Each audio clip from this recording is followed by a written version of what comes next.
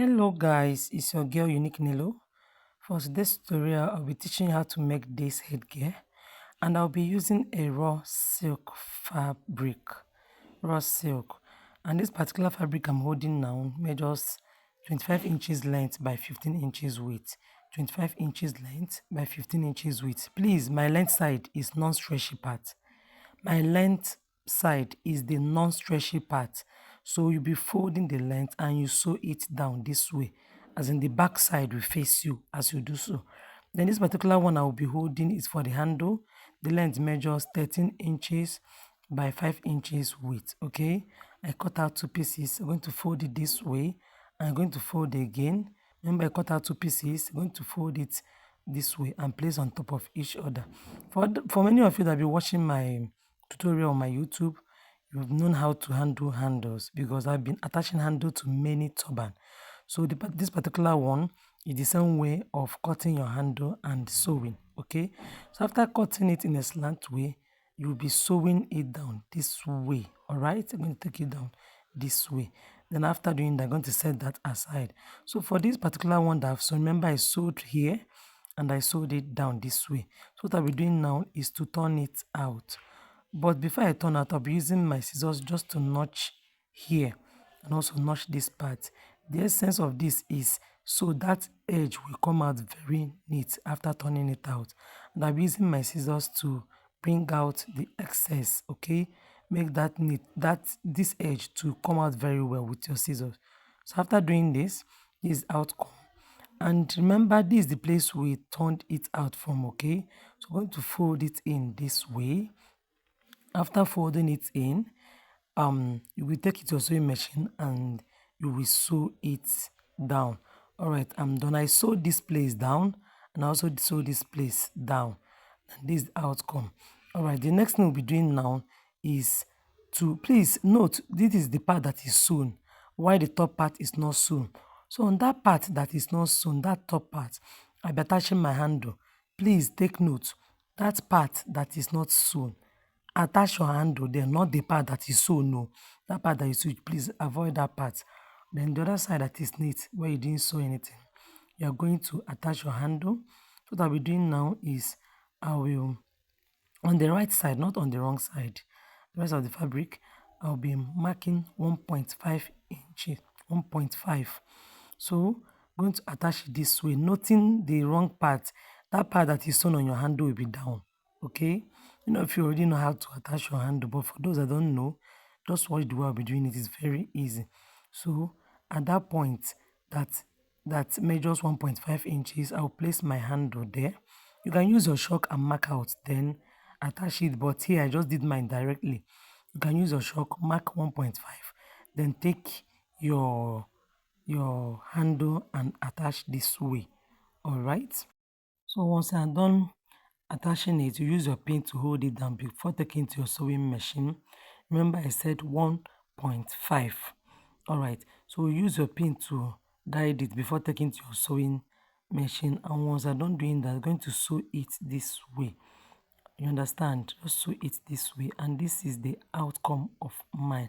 So I'll set this aside. Yes, the particular fabric I'm holding now is called some people call it wadding, some people call it breast pad, and the length measures 12 inches by 12 inches width. You can see the way it is. It's a bit thick. It's thick. I think this is wadding. This is wadding. It's thick. So I'll just be using this one as my sample. What I mean by sample is draft. Okay, I'll be using this. You can see the one I'm folding it. I'll use it as a guide for marking out the round shape.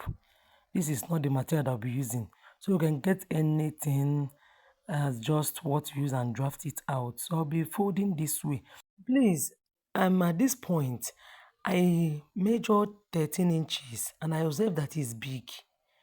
I measured 13 inches as in 13 by 13, but I later amended it. That's why I say you should cut your own 12. Please, while doing yours, just cut 12. But here I made mistake and I went and measured 13, and that's why I'm marking 6.5. You know, half of 13 is 6.5. Okay, so that's what I did there. And after cutting it out, I observed that it's big. so I had to readjust, which I also showed on this video. So no need going through this stress. What you just do on your own is cut out 12 inches length and cut out 12 inches width. Then you mark 6 inches, not 6.5. I don't even understand me. So here I did my first cutting and I later did amendment, which I will still show you. So I'm trying to trim it off, and when I removed my pins, I noticed that it was big. Yes, I didn't want it to be too big. So what I just did again was to go back and now mark 6 inches. That's why I said don't stress yourself by cutting 13. Just go straight to the point. Cut 12 inches length and 12 inches width. Then when marking this way, you mark 6 inches. 6 inches, because half of 12 is 6. So that's what I'm doing here. I had to mark 6 inches, which will give me 12 when I turn it out. All right, so after doing this, I also cut out with my scissors. So this is how you'll be forming your flay, as in your circle, and you can see it. Yes, this is the shape I want. In fact, this is the size I want. All right, what I'm holding now is carry board. Carry board. Please, if you don't have this in your area, you can just get a cardboard. Sorry, not a cardboard, a carton. A carton. We have a thick one and a light one. This particular one I'm holding now is the light carry board. Light carry board. But you can just get your normal carton and do same thing I'm doing now. Okay. Then this white one now I'm holding is the thick one. Thick carry board. You can get this where people that produce shoemakers or bag makers, those that produce bag and those that produce footwear, they sell this. But if you don't see this, don't stress yourself, just go and get a carton and do this. All right, at this point I'll be marking 2.5 inches. 2.5 inches, the same fabric. This is the same raw silk, so I'm marking 2.5 inches, and I will give mark throughout. I will go around this fabric and mark 2.5 inches. Once you see that you didn't get it, just shift the carry board or your carton. Then after doing that, you're going to mark it round.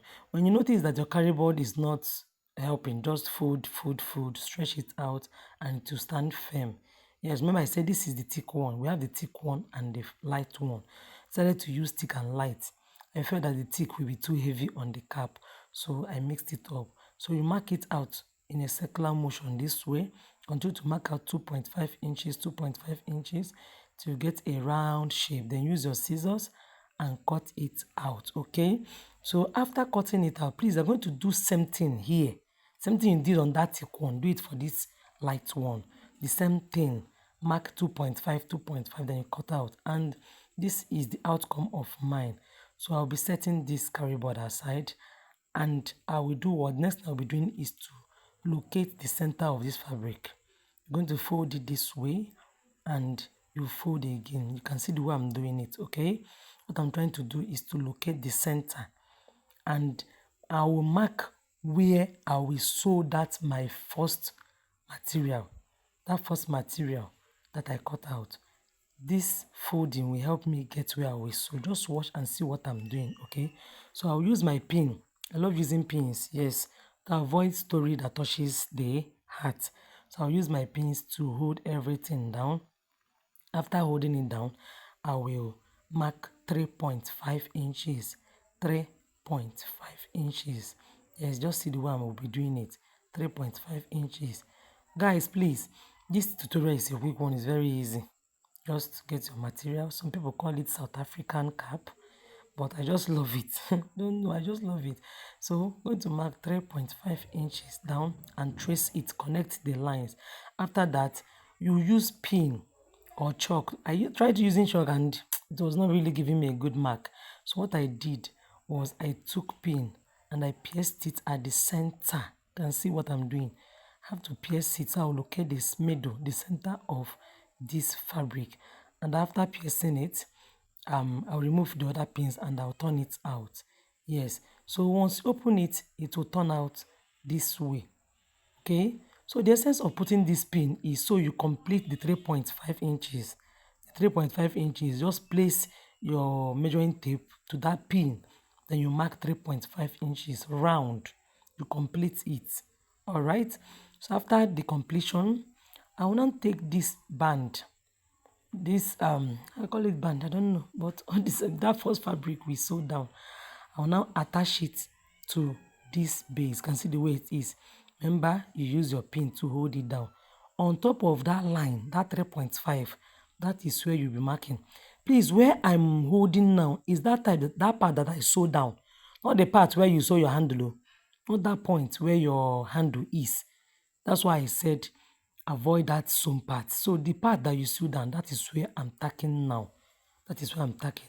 So you try to place it, you curve your hand, adjust your hand, you curve. That's what I'm doing. Don't drag it, curve, and make sure it lies on top of that line where you mark 3.5 inches. So you continue tacking down till you exhaust the fabric. Please don't drag it, curve, curve, curve. Then after curving, you use your pin to hold it down, and this is the outcome. Yes, you can see how mine looks. Yes, you can see it. So next thing I'll be doing is to sew. I'll be taking this to my sewing machine, and I will sew this part down from here this way. As you sew, you adjust. As you sew, you adjust, and this is the outcome. You can see the way it looks. See the inside. Remove your pins, please. Remove your pins after sewing. Then after doing that, this is the outcome. You can see how it looks. Yes, yes, you can see the way it looks. All right. So next thing I'll be doing is to place the carry board or your carton. Your carry board or your carton, just place it here. All right. Then I'll be using my needle and thread to form my gathers, my running stitch. So just watch what I'll be doing.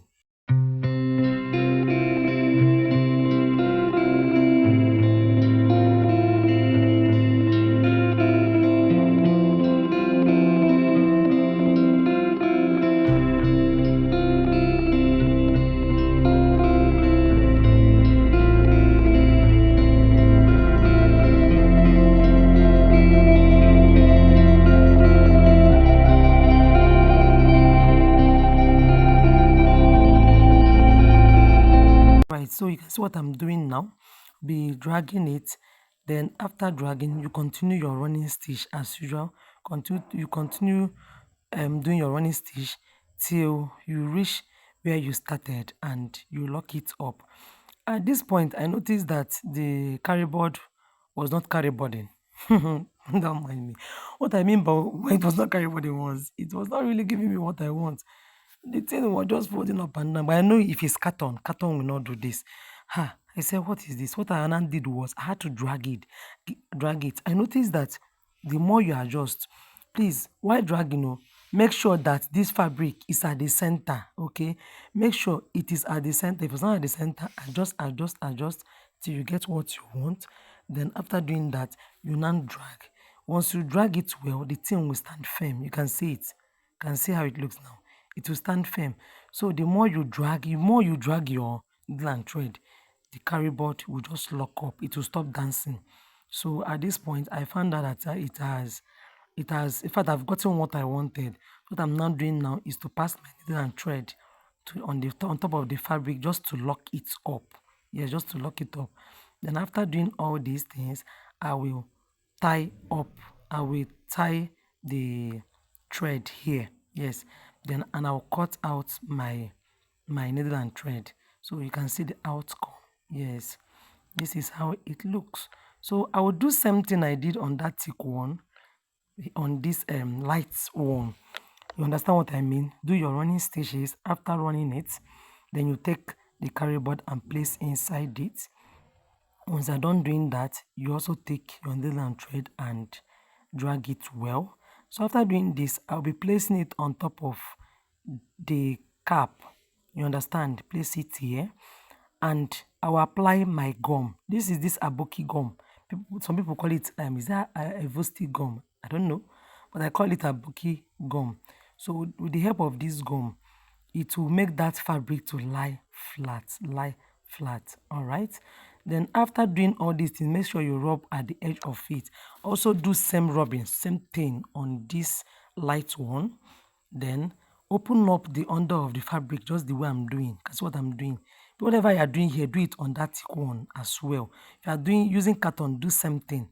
Then after rubbing, you use your hand and press it down. Allow it to stay for a little while, then put it together and cover it up. Guys, can see this training, we're almost getting to the end of it. Just press it down this way. Then after pressing down, I will use my needle and thread as a guide just to hold the edge. Just to hold the edge.